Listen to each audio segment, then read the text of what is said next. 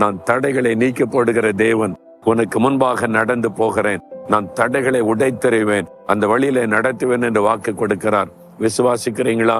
நம்முடைய வாழ்க்கையில வரக்கூடிய தடைகளை மாற்றி காரியங்களை வாய்க்க பண்ண சிலுவையில தன்னை பலியாய் கொடுத்தார். ஏன்? சாத்தான் தான் தடை உண்டாக்குகிறவன். எப்படியாவது தடை உண்டு பண்ணி நம்மை முடக்கிவிட நினைக்கிறான். அந்த சாத்தானை சிலுவையில இயேசு வெற்றி சிறந்தார். ஆகவே இயேசு கிறிஸ்துவின் நாமத்தில் தடைகள் விலகும். விசுவாசத்தோடு ஏன் கூட சேர்ந்து ஜெபிங்க. இதுவரை காணப்பட்ட தடைகள் இன்றைக்கு மாறணும். இந்த மாதத்துல வழி திறக்கப்படணும், காரியங்கள் வாய்க்கணும். ஆண்டவர் செய்ய போகிறார். விசுவாசத்தோடு என் கூட சேர்ந்து ஜெபிங்க. இன்றைக்கு ஒரு அற்புத மாற்றத்தை காண்பீர்கள். தகப்பனே, நீ தடைகளை நீக்கி போடுகிற தேவன் என்பதை விசுவாசிக்கிறோம். நீர் கொடுத்த அந்த வாக்கு தத்தத்திற்காய் ஸ்தோத்திரம். இது எனக்குரியது.